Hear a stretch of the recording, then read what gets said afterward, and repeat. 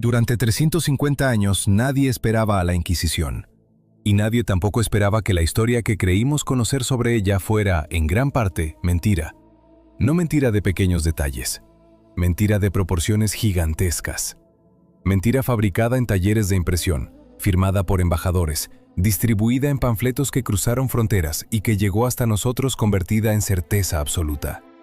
La Inquisición española como símbolo del horror humano. Los sótanos oscuros, los gritos en la madrugada, las hogueras encendidas bajo miles y miles de inocentes. El inquisidor de túnica negra que decide quién vive y quién muere con un gesto de la mano. Piénsalo un momento. Esa imagen la tienes instalada en algún lugar de la cabeza. Te la contaron en el colegio, te la han repetido en películas, en novelas, en chistes. Forma parte del paisaje mental de prácticamente cualquier persona que hable español, que hable inglés, que haya leído algo de historia europea. Y resulta que esa imagen, en aspectos fundamentales, fue construida deliberadamente por los enemigos políticos de España durante el siglo XVI. Eso no significa que la Inquisición fuera benevolente. Eso no significa que no hubo quemados, no hubo torturas, no hubo injusticia.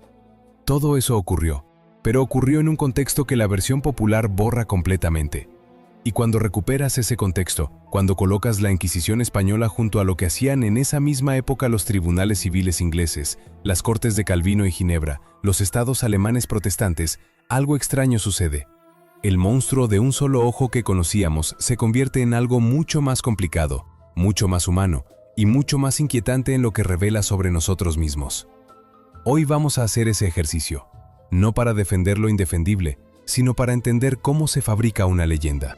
¿Cómo una campaña de propaganda del siglo XVI puede sobrevivir 4 siglos y seguir dando forma a nuestra percepción de la historia? ¿Y qué encontramos cuando nos atrevemos a mirar detrás de ella? Antes de continuar, un momento. Si estás viendo este canal por primera vez, ya sabes lo que hacemos aquí. Historias sin atajos, sin versiones cómodas, con todo el peso y toda la complejidad que el pasado merece. Dale like si el tema te tiene ya enganchado, suscríbete para no perderte lo que viene, y cuéntanos en los comentarios desde dónde estás viendo esto y qué hora es ahí. Nos encanta saber dónde llegan estos viajes. ¡Vamos! La palabra Inquisición viene del latín, inquisitio, investigación, búsqueda. Nada más, nada menos que eso. Es importante recordarlo porque antes de que se convirtiera en sinónimo de terror, la Inquisición era simplemente un procedimiento, un modo de llevar un proceso judicial. Había Inquisición en los tribunales romanos. Había Inquisición en los procesos eclesiásticos medievales. Había Inquisición en casi cualquier sistema legal europeo de la época. La palabra en sí no tenía la carga que tiene hoy. La adquirió. Adquirirla fue un proceso que duró décadas y que tuvo autores concretos, con nombres y apellidos, con intereses políticos muy precisos. El historiador Edward Peters, uno de los especialistas que más a fondo ha estudiado este proceso, lo describe con una claridad que resulta casi incómoda. Según Peters, lo que llamamos leyenda negra de la Inquisición es un conjunto de mitos y relatos que se construyeron entre los siglos XVI y XX y que establecieron una imagen del tribunal inquisitorial que influenció todos los intentos posteriores de recuperar la realidad histórica. No está hablando de que la gente exageró un poco, está hablando de una construcción sistemática. De una imagen fabricada que acabó siendo tan poderosa que incluso los historiadores serios tardaron siglos en poder ver más allá de ella. La pregunta es obvia. ¿Por qué? ¿A quién le convenía ese monstruo? Para responder eso tenemos que entender qué era España en el siglo XVI. El mayor imperio del mundo conocido. La potencia que controlaba partes de Italia, los Países Bajos, el Nuevo Mundo, las rutas comerciales más lucrativas del planeta. Carlos I de España era también Carlos V del Sacro Imperio Romano Germánico. Felipe II heredó todo eso y lo mantuvo con una mano de hierro. España era el enemigo a batir, el poder que todos querían destruir o al menos contener. En ese escenario, la propaganda es un arma tan letal como una armada. Los holandeses que llevan 80 años en guerra por su independencia necesitan convencer al mundo de que España no es una potencia sino una tiranía. Los protestantes del norte de Europa necesitan demostrar que el catolicismo, del cual España es el brazo más poderoso, es en esencia una religión del terror. Los ingleses de Isabel I necesitan justificar su enfrentamiento con una monarquía que se ve a sí misma como la defensora de Dios en la tierra. La Inquisición era perfecta para ese propósito. El arma de propaganda ideal. Tomas algo real, algo que existe, algo que tiene un lado oscuro genuino, y lo conviertes en un símbolo de todo lo que tu enemigo representa. Lo amplificás hasta hacerlo irreconocible. Le añadís detalles que nunca ocurrieron. Lo distribuís en todos los idiomas posibles. Y esperas. Funcionó. Funcionó de una manera que todavía hoy, en el siglo XXI, sigue funcionando. Pero retrocedamos un poco más, porque para entender la Inquisición española hay que entender qué la precede. En el año 1215, el Papa Inocencio III convoca el Cuarto Concilio de Letrán, un momento pivotal en la historia de la Iglesia. Desde 1209, los ejércitos cruzados llevaban ya 6 años arrasando el sur de Francia en la llamada Cruzada Albigense, una guerra brutal contra los cátaros que no terminaría formalmente hasta el Tratado de París de 1229. El Concilio de Letrán se reunió con esa guerra todavía en marcha, entre la sangre fresca de ciudades como Béziers y el horror de lo que la violencia descontrolada había dejado a su paso. Los cátaros eran una herejía que había crecido con una velocidad alarmante. Creían que el mundo material era obra del diablo, que el Dios del Antiguo Testamento era una fuerza maligna, que la Iglesia de Roma era una institución corrompida. Y lo más inquietante para Roma, lo decían en voz alta, y muchos los escuchaban. La cruzada contra los cátaros fue devastadora, ciudades enteras arrasadas, miles de personas masacradas sin distinción de culpa o inocencia. Sobre lo ocurrido en Béziers circuló durante siglos una cita que el cronista Cesario de Heisterbach recogió décadas después atribuyéndola al legado papal Arnaldo Amalarico. «Matadlos a todos. Dios reconocerá a los suyos». Los medievalistas modernos advierten que ningún documento contemporáneo al asedio la registra y que es probable que sea una elaboración posterior. Pero el hecho de que esa frase sobreviviera, se repitiera y terminara pegada para siempre a ese episodio, dice algo sobre el espíritu que los contemporáneos reconocieron en la masacre, tanto si las palabras fueron dichas como si no. Lo que está fuera de toda duda es el resultado. Béziers ardió. La violencia bruta tiene un límite. Destruye ciudades, matas a los que encuentras, y la herejía sigue existiendo en los que huyen, en los que se esconden, en los que simplemente aprenden a callarse en público mientras siguen creyendo en privado. Para ese problema concreto, Inocencio III diseñó una solución diferente. Un tribunal especializado, un proceso sistemático, hombres entrenados para identificar la herejía, interrogar a los sospechosos, aplicar procedimientos regulados. Ahí nace la Inquisición medieval, la Inquisición papal, la que dependía directamente de Roma. Y ya en ese origen hay algo que resulta contraintuitivo. En comparación con lo que estaba pasando en esos mismos años en los tribunales civiles europeos, la Inquisición medieval introdujo protecciones que no existían en ningún otro lugar. El acusado tenía derecho a conocer los cargos contra él, tenía derecho a defenderse, había procedimientos, había registros escritos. Los juicios, por tortuosos que fueran, no eran arbitrarios. Eso no lo convierte en algo que quisieras pasar, pero sí lo coloca en una perspectiva diferente a la que nos han contado. Los dominicos fueron el orden encargado de llevar adelante ese primer tribunal. Hombres de formación teológica rigurosa, entrenados para el debate intelectual, para el análisis de textos, para distinguir entre el error honesto y la herejía deliberada. Cuando llegaban a una ciudad, proclamaban primero lo que se llamaba el Edicto de Gracia, un periodo, generalmente de 30 días, durante el cual cualquier persona que hubiera incurrido en error podía presentarse voluntariamente, confesar y recibir una penitencia. Solo pasado ese periodo comenzaban los procesos formales. Un sistema que empieza ofreciendo reconciliación antes de empezar el castigo. No porque los inquisidores fueran personas de extraordinaria bondad, sino porque el objetivo declarado del tribunal era salvar almas, no destruir cuerpos. La muerte era el fracaso del sistema, no su triunfo. Eso también contrasta brutalmente con la imagen que tenemos. Todo esto ocurre en el siglo XIII, en el XIV, en el XV, y entonces, en el año 1478, algo cambia. Algo que tiene consecuencias que van a resonar durante siglos. La España de finales del siglo XV es un puzzle de reinos en proceso de unificación. Castilla y Aragón acaban de unirse bajo los reyes católicos, Fernando e Isabel. La reconquista está en su tramo final. En 1492, Granada, el último reino musulmán de la península, caerá. En ese mismo año, Colón llegará a América. Un momento de transformación radical, de euforia religiosa, de proyecto de nación unificada bajo una sola corona y una sola fe. En esa España hay un problema que lleva décadas gestándose.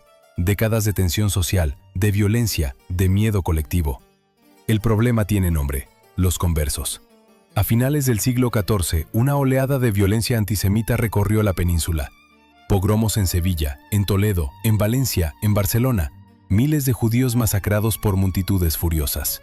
Miles más que eligieron bautizarse para salvar sus vidas. Los llamados conversos se encontraron de repente en una posición extraordinariamente ambigua. Eran oficialmente cristianos, pero sus vecinos los miraban con sospecha. Sus antiguos correligionarios los consideraban traidores, y muchos de ellos, en privado, seguían practicando las costumbres y los rituales con los que habían crecido. El resquemor contra los conversos no era solo religioso, era social, era económico. Los conversos, al poder acceder a posiciones que antes les estaban vedadas como judíos, habían ascendido con rapidez en la administración, en la iglesia, en el comercio. Había conversos en la corte real, había conversos en el episcopado, había conversos en todos los lugares donde antes solo podían entrar los llamados cristianos viejos. Eso generaba envidias, rencores, acusaciones. La acusación favorita era sencilla: son falsos conversos. Por fuera católicos, por dentro siguen siendo judíos. Criptojudaizantes los llamaban, el judío oculto, el que en misa dice amén pero en casa enciende las velas del sabbat. ¿Era cierto? En algunos casos, sin duda. Había gente que se había bautizado únicamente para sobrevivir y que no tenía ninguna intención de renunciar a su fe. Pero en muchos otros casos era una acusación infundada, motivada por la envidia o por el simple deseo de eliminar a un competidor. Para el otoño de 1478, Fernando e Isabel deciden actuar. Solicitan al Papa Sixto IV una bula que les permita establecer un tribunal inquisitorial especial, diferente al papal que existía en sus reinos, uno que responda directamente a la corona española. La bula llega, nace la Inquisición española. Lo primero que hay que subrayar es esa diferencia con la Inquisición medieval. Esta nueva institución no depende de Roma, depende de los reyes de España. El Papa puede definir qué es herejía, pero la organización, los nombramientos, los procedimientos, la financiación, todo está en manos de la corona. Es, en muchos sentidos, más un instrumento político de unificación que un instrumento puramente religioso. Hay historiadores que lo expresan sin ambajes. La Inquisición española nació para resolver un problema de cohesión social y política, y la religión fue el vehículo, pero no el único motor. Los primeros inquisidores se instalaron en Sevilla a principios de 1481. La reacción fue inmediata. Los conversos que podían, huyeron. Los que no pudieron, esperaron. El primer auto de fe en Sevilla, en febrero de ese año, concluyó con la ejecución de 6 personas. 6, no 600, no 6000, 6.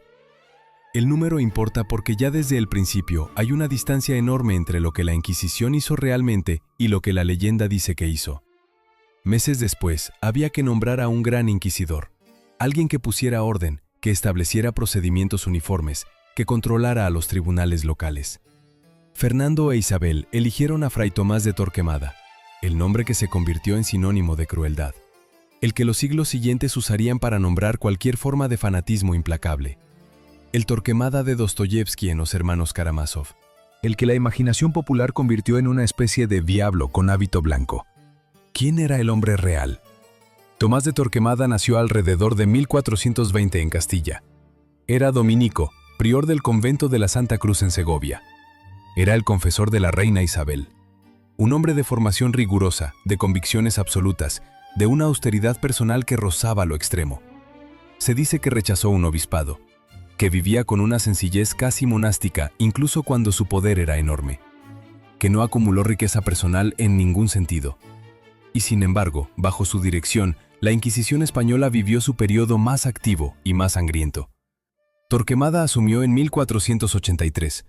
Una de sus primeras tareas fue convocar en Sevilla una reunión de todos los inquisidores locales y establecer un código unificado de procedimientos. Ese código reguló todo: cómo debía iniciarse un proceso, cómo debía interrogarse al acusado, bajo qué condiciones podía aplicarse la tortura, qué tipos de pruebas eran admisibles, cómo debía pronunciarse el veredicto, qué penas correspondían a cada tipo de delito.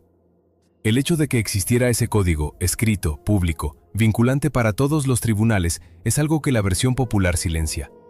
La Inquisición española, incluso en sus peores momentos, operaba según reglas. reglas que sus propios inquisidores debían respetar o enfrentarse a consecuencias. Había un sistema de control interno, había inspecciones, había apelaciones. Todo eso coexistía con algo real, innegable e indefendible. La tortura existía. Los autos de fe existían. Las ejecuciones existían. Pero incluso aquí, los detalles cambian el cuadro. La tortura estaba reglamentada. No podía durar más de 15 minutos en una sesión. No podía producir mutilaciones permanentes ni derramar sangre, lo que en la práctica limitaba los métodos permitidos a cosas como el tormento del agua o la garrucha, que consistía en colgar al acusado por las muñecas atadas a la espalda. Era terrible.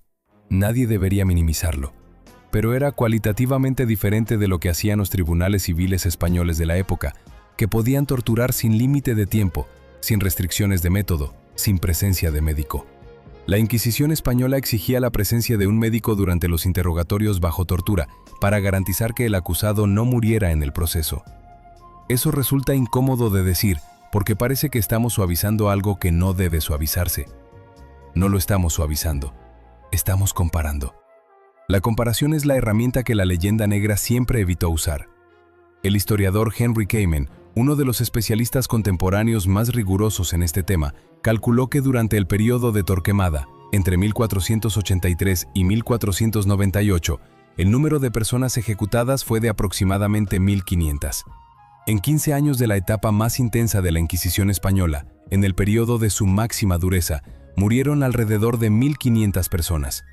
Una cifra que el primer historiador de la Inquisición, Juan Antonio Llorente, que escribió en el siglo XIX, había estimado en 8800 solo para ese periodo.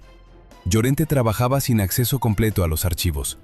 Llorente, además, tenía motivaciones políticas para presentar la Inquisición en los términos más oscuros posibles. Los estudios modernos, basados en los archivos inquisitoriales que han ido abriéndose a los investigadores a lo largo del siglo XX, cuentan una historia diferente. Un proyecto colectivo de investigadores españoles que analizó sistemáticamente las actas conservadas de los tribunales inquisitoriales, encontró que el porcentaje de procesos que terminaron en ejecución fue enormemente menor de lo que la leyenda había asumido. Alrededor del 98% de los procesados recibió una pena diferente a la muerte. Multas, confiscación de bienes, penitencias, uso obligatorio del San Benito, esa prenda que identificaba públicamente al penitente.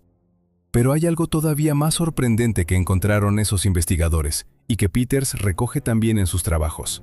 Había presos en cárceles civiles españolas que deliberadamente blasfemaban o pronunciaban palabras heréticas en público para que los trasladaran a las cárceles de la Inquisición. Las condiciones en las prisiones inquisitoriales eran mejores que en las cárceles ordinarias. Los acusados recibían alimentación, podían comunicarse con el exterior. Había cierta protección contra la violencia arbitraria. Gente que prefería estar presa por la Inquisición a estar presa por la justicia civil ordinaria. Eso no encaja con el sótano oscuro lleno de instrumentos de tortura medievales que nos han pintado durante siglos. El nombre de Torquemada quedó marcado para siempre también por otra decisión que no tomó él solo, pero que estuvo asociada a su mandato. El decreto de expulsión de los judíos en 1492, una de las decisiones más traumáticas de la historia española. Con la toma de Granada, la euforia religiosa alcanzó su punto más alto. Fernando e Isabel firmaron un decreto que daba a los judíos que quedaban en sus reinos 2 meses para elegir, bautizarse o marcharse, sin posibilidad de llevarse riqueza en metálico, sin garantías de seguridad para el viaje, con la vida como único bien que podían conservar. Se marcharon decenas de miles. Fueron a Portugal, a los territorios otomanos, al norte de África. Llevaron consigo siglos de historia, de cultura, de saber médico, de tradición jurídica, de obra literaria. Lo que España perdió con esa expulsión no puede calcularse de ninguna manera simple. Torquemada fue el defensor más ardiente de esa medida. La historiografía tradicional lo convierte en su instigador principal. La realidad es más compleja. Fernando vio en ella también ventajas políticas y económicas. Isabel actuó movida por una convicción religiosa que era genuina, no fingida. Y varios consejeros del rey, incluyendo a Luis de Santángel, que era converso y era quien había financiado el viaje de Colón, intentaron disuadirlo sin éxito. Torquemada, dice la leyenda, se presentó ante los reyes en el momento en que consideraban permitir que los judíos compraran el derecho a quedarse mediante una donación económica enorme, y les arrojó un crucifijo sobre la mesa. Judas vendió a Cristo por 30 monedas de plata. Vuestras majestades lo hacen por mucho más. Aquí está, véndedlo. Sea cierta o apócrifa, la historia revela cómo la memoria colectiva construyó a Torquemada. Inflexible, absolutista, incapaz de transigir. En ciertos aspectos, esa imagen tiene algo de verdad. Torquemada era un hombre que creía, con cada fibra de su ser, que hacía lo correcto. No era un hipócrita, no era un corrupto. Era algo quizás más inquietante, un fanático honesto. Bajo ese fanatismo honesto, la Inquisición que dirigió entre 1483 y 1498 estableció los procedimientos, los tribunales regionales, la estructura administrativa que luego sobreviviría siglos. El Consejo Supremo, conocido como la Suprema, supervisaba los tribunales locales de Sevilla, Córdoba, Toledo, Valladolid, Valencia, Barcelona, Zaragoza y otros territorios de la corona. Una maquinaria burocrática que procesaba casos, enviaba informes, recibía apelaciones, corregía abusos locales. Los abusos que corregía. Porque eso también es parte de la historia real. Hubo casos en que la Suprema intervino para anular sentencias excesivas dictadas por inquisidores locales demasiado entusiastas. Hubo inquisidores locales que fueron ellos mismos investigados y sancionados por extralimitarse. No estamos hablando de un monolito sin fisuras internas, estamos hablando de una institución humana, con sus contradicciones, sus luchas de poder, sus mejores y peores momentos. Eso, precisamente eso, es lo que la leyenda negra eliminó: la textura, la complejidad, la humanidad, en el sentido más ambivalente de la palabra. Torquemada murió en 1498. Con él termina lo que los historiadores llaman la fase más intensa de la Inquisición española. Sus sucesores, Diego de Deza y luego el cardenal Cisneros, mantienen la institución pero con un perfil diferente. La histeria colectiva que había alimentado los primeros años va cediendo. Los procesos masivos contra conversos sospechosos de judaizar se vuelven menos frecuentes. La atención de los tribunales empieza a diversificarse. Los mismos tribunales que persiguieron judeoconversos empezarán a ver en sus salas casos de bigamia, de blasfemia dicha en taberna por hombre borracho, de sacerdotes que abusaron de sus penitentes en el confesionario, de alumbrados que afirman que la oración mental les pone en contacto directo con Dios sin necesidad de intermediarios eclesiásticos, de protestantes llegados del norte de Europa, de soldados que dicen en voz alta que la fornicación no es pecado si ambas partes están de acuerdo, y también, cada vez más, de brujas. Pero aquí, la Inquisición española hará algo absolutamente inesperado. Rechazará la mayor parte de las acusaciones de brujería como superstición e ignorancia popular. Mientras en Alemania, en Suiza, en Escocia, en Inglaterra, los tribunales civiles quemaban a miles de mujeres acusadas de brujería, basándose en evidencias que habrían espantado a los inquisidores españoles más escépticos, la Inquisición española miraba esos casos con una frialdad casi científica. El inquisidor Alonso de Salazar Frías, tras investigar un brote de pánico brujeril en el País Vasco a principios del siglo XVII, concluyó que no había encontrado ni una sola prueba sólida de que nadie hubiera volado a ningún sábat, ni pactado con ningún demonio, ni hecho daño a ningún vecino mediante artes mágicas. Su informe decía, con una lucidez que resulta asombrosa para la época, que toda la evidencia dependía de los testimonios de la propia acusada y de personas que afirmaban haber visto lo que era imposible ver. La Suprema, basándose en ese informe, emitió directrices para tratar los casos de brujería con extrema cautela. Las acusaciones de vuelos nocturnos y aquelares debían ser tratadas como productos de la imaginación o del engaño, no como hechos reales. En el norte de Europa protestante, en esa misma época, quemaban a miles. La imagen cultural dominante, sin embargo, pone la hoguera inquisitorial española en el centro del horror. ¿Por qué? Porque la historia la escriben los que tienen prensa. Las prensas más activas de Europa en el siglo XVI estaban en los Países Bajos, en Inglaterra, en los estados alemanes protestantes.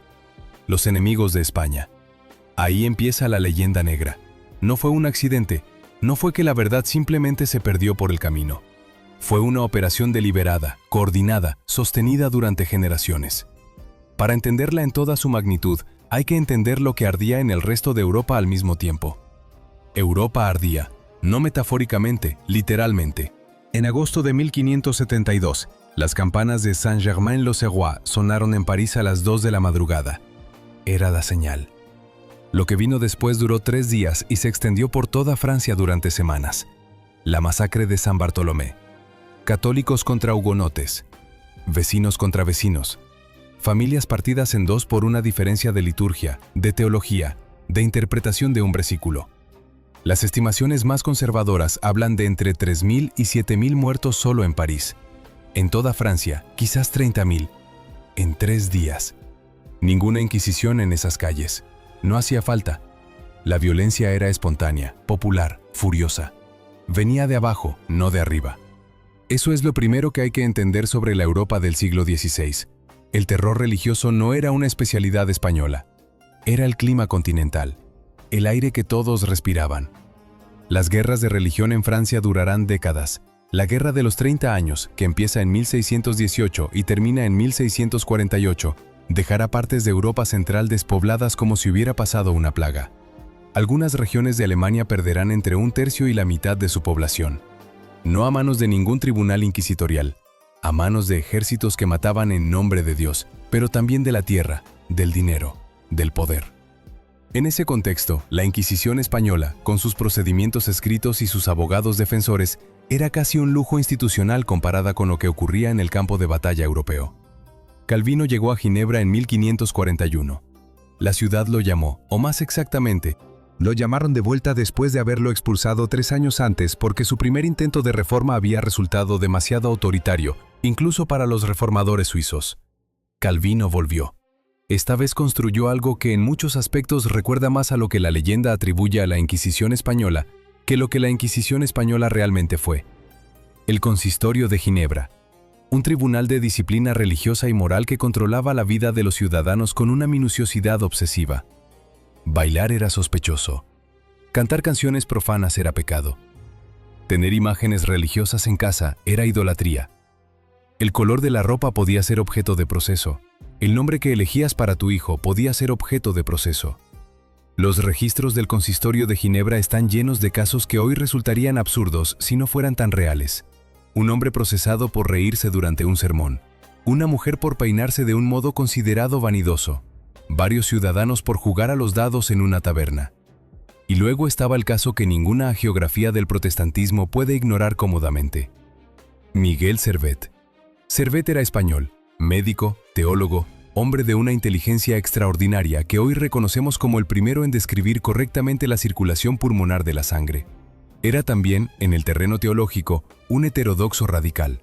Rechazaba la doctrina de la Trinidad, consideraba que el bautismo de los infantes era una superstición sin base bíblica, y había escrito libros que atacaban algunos de los pilares centrales de la fe cristiana tanto católica como protestante.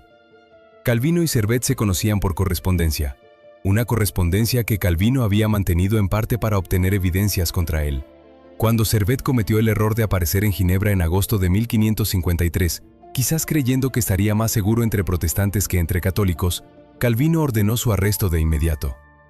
El proceso fue rápido. La condena, muerte en la hoguera. Servet fue quemado vivo el 27 de octubre de 1553 en la colina de Champel, a las afueras de Ginebra. Lo ataron a la estaca con sus propios manuscritos. Tardó más de media hora en morir porque la leña estaba verde. Media hora. Calvino, el reformador que la historia del protestantismo venera como uno de sus grandes padres, supervisó la ejecución y defendió públicamente hasta el final de su vida que había actuado correctamente. No había ninguna inquisición española en Champel, solo la convicción de un hombre de que tenía el derecho y la obligación de eliminar el error del mundo. Cruzando el Canal de la Mancha, la historia no es más amable. Enrique VIII de Inglaterra rompió con Roma en 1534, no por ninguna razón teológica profunda, sino porque el Papa se negaba a anular su matrimonio con Catalina de Aragón.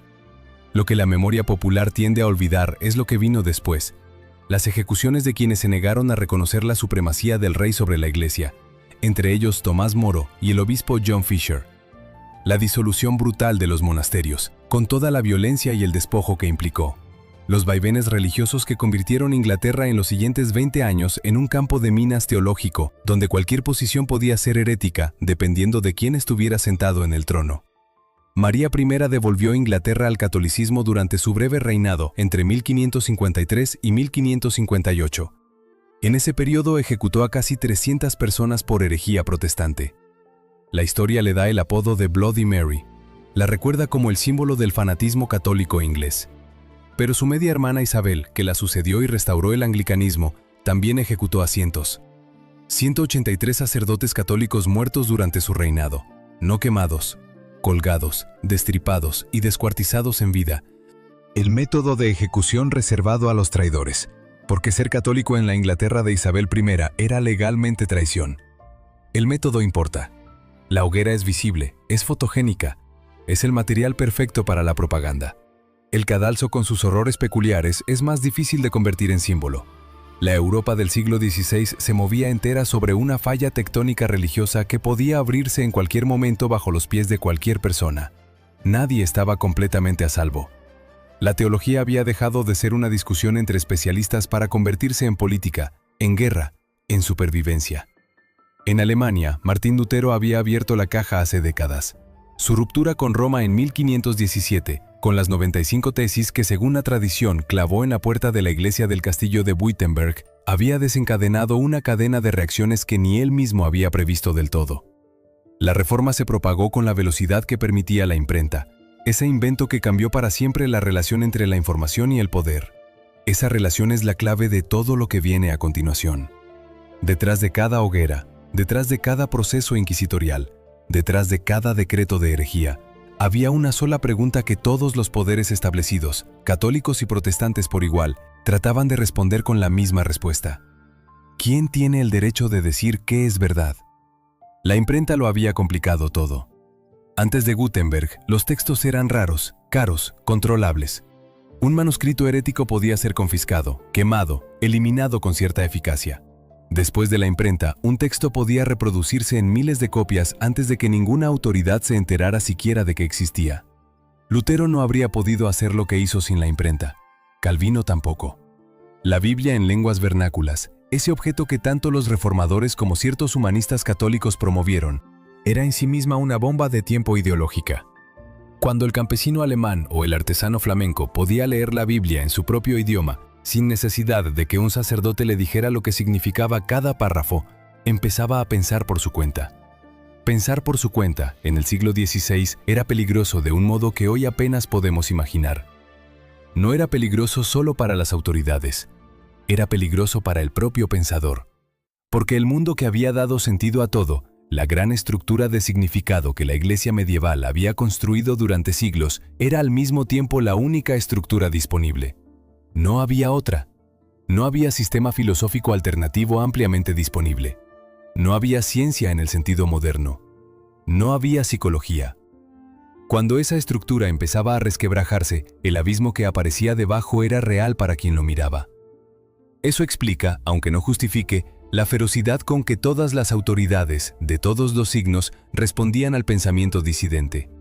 No era solo miedo al poder, era también, en muchos casos, un terror genuino al caos. La herejía no era simplemente una opinión diferente, era, en la cosmología de la época, un agujero en el tejido de la realidad. Comprender eso no es excusar nada, es entender qué estaba en juego para los que vivían dentro de ese mundo. Volvamos a la mecánica concreta. Los mecanismos de control del pensamiento en la Europa del siglo XVI son fascinantes y aterradores en igual medida, y la Inquisición es solo uno de ellos, quizás ni siquiera el más eficaz. El Index Librorum Prohibitorum, el índice de libros prohibidos, fue establecido por Roma en 1559 bajo el Papa Pablo IV. Una lista de libros que ningún católico podía leer sin arriesgar su alma y, en ciertos contextos, su libertad. La lista incluía obras de Erasmo de Róterdam, el humanista más respetado de su generación. El hombre que había pasado décadas intentando reformar la Iglesia desde dentro sin romper con ella. Incluía obras de Maquiavelo, cuya teoría política desconectaba el gobierno del mandato divino con una frialdad que resultó insoportable para los guardianes de la ortodoxia. Incluía, en distintas ediciones, a Copérnico. Nicolás Copérnico, el astrónomo polaco que en 1543 publicó su teoría heliocéntrica en el año de su muerte, quizás porque sabía exactamente lo que estaba haciendo al proponer que la Tierra no era el centro del universo. Su obra circuló durante décadas sin que la Iglesia reaccionara de forma dramática. Era un libro técnico, escrito en latín, accesible solo a especialistas. El problema llegó cuando sus ideas salieron del círculo de los astrónomos. Giordano Bruno fue el que abrió esa puerta. Italiano, dominico, filósofo de una imaginación que casi no tenía límites para su época. Bruno tomó el heliocentrismo de Copérnico y lo expandió hasta sus consecuencias más radicales. No solo la Tierra giraba alrededor del Sol, sino que el Sol era una estrella más entre infinitas, que el universo no tenía centro ni límite, que probablemente existían otros mundos habitados. Escribía en italiano, no en latín, para todos, no solo para los especialistas. Bruno pasó 8 años en las cárceles de la Inquisición romana. 8 años en los que se le ofreció repetidamente la posibilidad de retractarse, de volver a la ortodoxia, de salvar su vida a cambio de su silencio.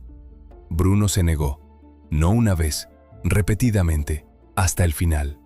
El 16 de febrero del año 1600, en el campo de Fiori de Roma, Giordano Bruno fue quemado vivo con la lengua inmovilizada por un instrumento de hierro para que no pudiera dirigirse a la multitud. El gesto de amordazarlo dice todo sobre lo que los poderes de la época temían verdaderamente. No solo sus ideas, su voz. La posibilidad de que hablara en el momento de mayor audiencia de su vida y dejara en esa multitud algo que ninguna hoguera pudiera eliminar. El miedo al pensamiento en voz alta. Eso es lo que une a todos los sistemas de control de esa época, independientemente de su signo religioso o político. La Inquisición española, el Consistorio calvinista de Ginebra, la Cámara Estrellada inglesa, el Tribunal de Sangre que el Duque de Alba estableció en los Países Bajos, todos compartían ese miedo en su núcleo. Lo que daba terror era el contagio, la idea que se propaga. Los tribunales inquisitoriales no perseguían principalmente la duda privada. No podían, no tenían manera de entrar en la cabeza de nadie. Lo que perseguían era la expresión pública de la duda, la articulación de la disidencia, el contagio del pensamiento heterodoxo. Puedes creer en secreto lo que quieras. El problema empieza cuando lo dices, cuando lo escribes, cuando convences a otros. Eso tiene una implicación que resulta incómoda. La persecución del pensamiento libre en el siglo XVI era fundamentalmente una persecución de la comunicación. Una reflexión que no se limita al pasado, pero avancemos. Galileo Galilei, el caso más famoso. El que se ha convertido en el símbolo universal del conflicto entre ciencia y religión. La historia que todos conocen. Galileo demostró que Copérnico tenía razón, la Inquisición lo juzgó, lo amenazó con la tortura, lo obligó a retractarse, y él murmuró en voz baja, arrodillado ante sus jueces. Y sin embargo, se mueve. Esa última frase es casi con certeza apócrifa. No aparece en ningún documento de la época, y la primera mención conocida es de más de un siglo después. Pero la fuerza que tiene en la imaginación colectiva revela algo importante. Necesitamos que Galileo haya dicho eso. Necesitamos que la resistencia haya existido, que la verdad se haya afirmado aunque fuera en voz baja, que el pensamiento no haya podido ser aplastado del todo. La realidad del proceso de Galileo en 1633 es más compleja. Galileo no era un outsider perseguido por la Iglesia. Era un hombre profundamente conectado con las élites eclesiásticas, amigo personal de cardenales, protegido durante décadas por el sistema que finalmente lo procesó. Su primer proceso, en 1616, no terminó en condena, sino en una advertencia privada. Durante años, siguió gozando de protección. Lo que cambió fue político, personal y teológico a partes iguales. Galileo cometió el error de poner en boca de un personaje llamado Simplicio, el necio de su diálogo más famoso, argumentos que el propio Papa Urbano VIII había esgrimido públicamente. Lo que se sentó en ese tribunal en 1633 no era solo un astrónomo con ideas heterodoxas. Era un hombre que, en la percepción de sus jueces, había traicionado la confianza de un poderoso protector y lo había ridiculizado ante el mundo. Las condenas nacen de muchas cosas, no siempre de la verdad, a veces del orgullo herido de un hombre con poder sobre otro. Galileo pasó el resto de su vida bajo arresto domiciliario en su villa de Arcetri, cerca de Florencia. Siguió trabajando, siguió escribiendo. Sus textos más importantes sobre mecánica, los que sentaron las bases del trabajo de Newton, los terminó durante ese arresto domiciliario y los hizo publicar clandestinamente en Holanda, fuera del alcance de los censores romanos. Incluso amordazado, el pensamiento encontró caminos. Ese es quizás el hecho más sorprendente de toda esta historia. Los sistemas diseñados para silenciar el pensamiento lo silenciaron en parte, pero nunca del todo. Porque el pensamiento tiene la costumbre de filtrarse, de encontrar grietas, de sobrevivir en cartas privadas, en manuscritos que circulan de mano en mano, en conversaciones que nadie registra en ningún archivo, en ideas que un hombre le dice a otro mientras caminan por una calle oscura del siglo XVI. La pregunta que permanece abierta no es la de los que aparecen en los procesos, en los autos de fe, en los registros que los historiadores modernos pueden consultar. Esos al menos tienen nombres, tienen fechas, tienen una historia, aunque sea la historia de su persecución. La pregunta que no cierra es la de los otros, los que callaron antes de hablar, los que guardaron su duda en algún lugar profundo del pecho y jamás la dijeron en voz alta, porque sabían, con la certeza que da vivir rodeado de miedo, que decirla podía costarles todo. Los que quemaron sus propias notas, los que dejaron de escribir, los que eligieron la supervivencia sobre la expresión y pagaron por esa elección con algo que no aparece en ningún expediente inquisitorial: el silencio de una vida entera. ¿Cuántas ideas murieron sin llegar a ser dichas? ¿Cuántas páginas nunca se escribieron? ¿Cuántos Brunos sin la valentía o la temeridad de Bruno eligieron vivir y pensar en silencio y se llevaron consigo al morir algo que el mundo no supo que había perdido? Esa herida no tiene ningún nombre oficial. No genera expediente. Es la parte de la historia que los archivos son constitutivamente incapaces de contener. El silencio que los sistemas de control exigen tiene un peso específico. No es el silencio del que no tiene nada que decir.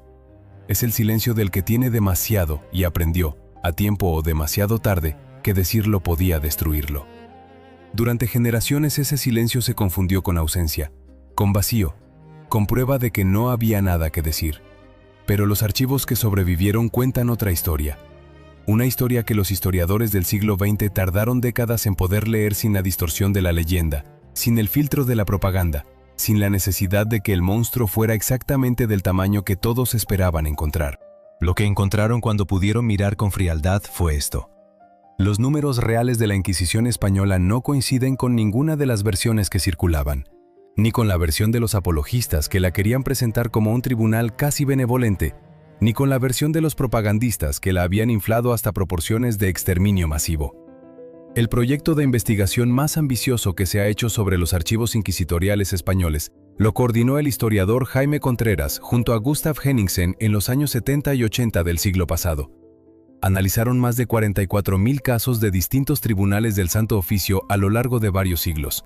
No una muestra, una reconstrucción sistemática de lo que los propios tribunales registraron. Lo que encontraron fue esto. De esos 44.000 casos, alrededor de 800 personas fueron entregadas a las autoridades civiles para su ejecución en persona. 800, en casi 350 años de historia de la institución.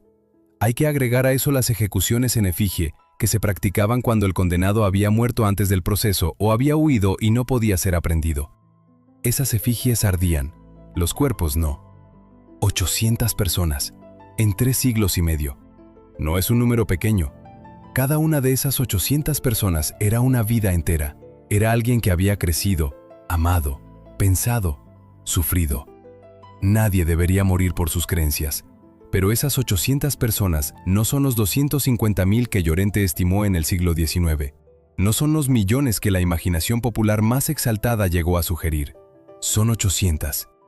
La distancia entre el número real y el número mítico es tan abismal que obliga a preguntarse qué función cumplía exactamente la exageración. Cumplía una función política, y funcionó durante siglos. En el mismo periodo en que la Inquisición española ejecutó a esas 800 personas en persona, los tribunales civiles europeos ejecutaron a decenas de miles de personas acusadas de brujería. Solo en Alemania, las estimaciones más aceptadas hoy hablan de entre 25.000 y 50.000 personas quemadas por brujería entre el siglo XV y el siglo XVII. No a manos de ninguna inquisición, a manos de tribunales locales, de magistrados civiles, de asambleas populares que juzgaban sin los procedimientos que la Inquisición española consideraba mínimos indispensables. En Escocia, entre 1570 y 1720, fueron ejecutadas más de 2.500 personas por brujería. Escocia, con una población que era una fracción de la de España. La proporción es devastadora. La imagen cultural dominante, aún así, pone la hoguera inquisitorial española en el centro del horror europeo. La realidad era exactamente la opuesta en el caso de la brujería. Casi nadie lo sabe. Y esa ignorancia no es inocente. Es el residuo de una campaña que empezó hace 5 siglos y que nunca fue completamente desmantelada. Detrás de esos números hay algo que los números no pueden capturar. Hay rostros. Hay historias particulares que los archivos registraron con una fidelidad a veces asombrosa y que revelan la dimensión humana de todo esto con una intensidad que ninguna estadística puede igualar. Elvira del Campo, procesada en Toledo en 1607, acusada de ser criptojudía por no comer tocino. Así de simple. Tenía unos 30 años. Su marido era cristiano viejo. Había sido bautizada. Vivía como cristiana. Alguien la denunció. El expediente de su proceso conserva la transcripción de su interrogatorio bajo tortura, y esas páginas son una de las lecturas más perturbadoras que existen sobre este periodo. Elvira repetía una y otra vez que no sabía de qué más podía acusarse para que pararan. Que si le dijeran qué debía confesar, lo confesaría. Que era cristiana. Que no había hecho nada. La transcripción registra sus gritos con la frialdad burocrática de un secretario que lleva décadas haciendo su trabajo. El expediente existe. Se puede leer. Leerlo produce algo difícil de nombrar que no es exactamente horror, porque el horror es demasiado limpio, demasiado simple. Es algo más parecido a la vergüenza. Elvira del Campo fue eventualmente liberada con una penitencia, no ejecutada. Pero lo que le ocurrió en esas semanas de proceso está en las páginas. Lo que no está en las páginas, lo que pasó después, cuando volvió a su casa y tuvo que mirar a su marido, a sus vecinos, a los que la habían denunciado y seguían viviendo en la misma calle, eso no lo registró nadie. Los archivos guardan lo que los burócratas consideraron relevante, el proceso, el veredicto, la pena. Lo que viene después queda fuera del archivo. Lo que queda fuera del archivo es, casi siempre, la vida real. Están también los que nunca llegaron a los archivos porque se fueron antes. Los conversos que huyeron de Sevilla cuando llegaron los primeros inquisidores en 1481. Cientos de familias que lo dejaron todo y cruzaron la frontera a Portugal. Algunos con tiempo suficiente para llevarse lo esencial, otros solo con lo opuesto. Esos no están en los expedientes inquisitoriales. Están, a veces, en registros portugueses.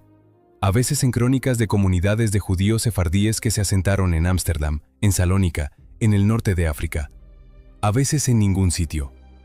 La historia que no entró en los archivos es la historia más grande. Los archivos guardan lo que el poder consideró digno de registro. El poder generalmente considera digno de registro aquello que confirma su propia narrativa. El proceso, la confesión, la condena, la reconciliación. No el fugitivo que cruzó la frontera a medianoche. No el que enterró sus libros en el jardín. No el que aprendió a vivir con una doble vida tan perfectamente construida que nunca fue descubierto. Hay un último tipo de daño que ninguna estadística puede medir. Un daño que se transmite, que va pasando de generación en generación como una sombra que nadie eligió y nadie puede quitarse. La Inquisición tenía la costumbre de colgar el San Benito del penitente en la iglesia de su pueblo, para que las generaciones futuras supieran quién había sido quién. El San Benito como memoria pública de la deshonra. Algunas de esas prendas estuvieron colgadas en iglesias durante siglos. El hijo del hijo del hijo de un hombre que había sido procesado en 1500 todavía podía entrar a la iglesia de su pueblo en 1700 y ver el nombre de su antepasado colgado de una pared. Ese es el tipo de violencia que no genera expediente propio, la que va pasando invisible de una generación a la siguiente. Todo esto conduce a la pregunta que no tiene respuesta cómoda. Si los números reales son tan diferentes de los míticos, si la comparación con los tribunales civiles contemporáneos muestra una imagen inesperada, si los archivos revelan una institución contradictoria que a veces protegió y a veces destruyó, que a veces siguió sus propias reglas y a veces las ignoró, ¿qué hacemos con todo eso? La respuesta fácil sería la rehabilitación, decir que la Inquisición fue malinterpretada, que la leyenda negra lo distorsionó todo, que en realidad no fue tan terrible. Esa respuesta sería intelectualmente deshonesta y moralmente vacía. La respuesta opuesta, insistir en el monstruo mítico a pesar de lo que los archivos dicen, también es deshonesta. Solo que de otro signo.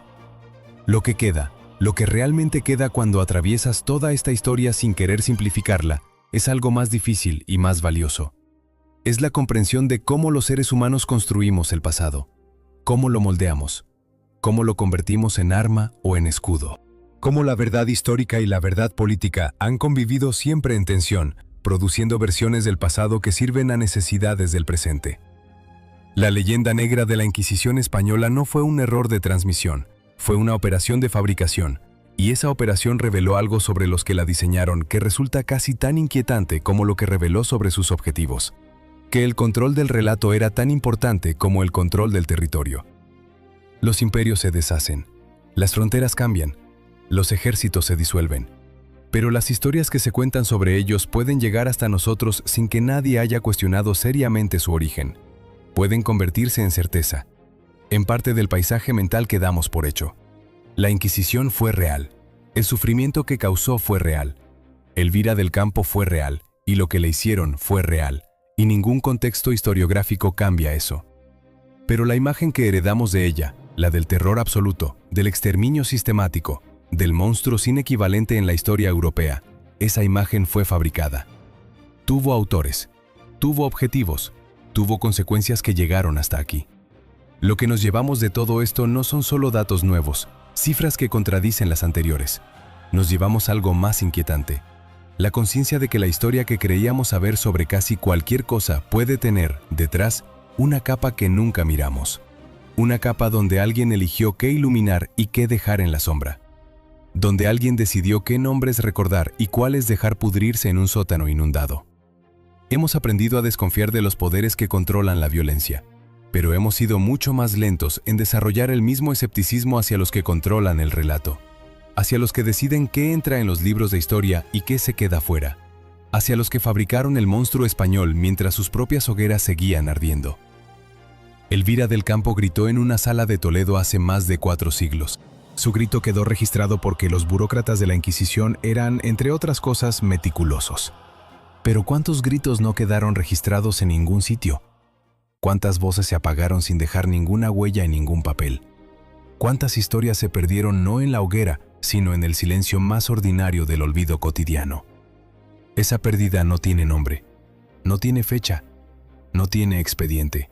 Solo tiene el peso de todo lo que pudo haber sido dicho y nunca lo fue. Y la pregunta que ese peso nos deja no es sobre el siglo XVI, es sobre ahora mismo. Sobre lo que nosotros, hoy, estamos aceptando sin cuestionar. Sobre qué versión del mundo alguien ha decidido que merece llegar hasta nuestros ojos. Sobre lo que no vemos porque alguien eligió que no lo viéramos. La historia de la Inquisición no termina en 1834, cuando la institución fue abolida formalmente. Termina cada vez que alguien decide no mirar detrás de lo que le han contado.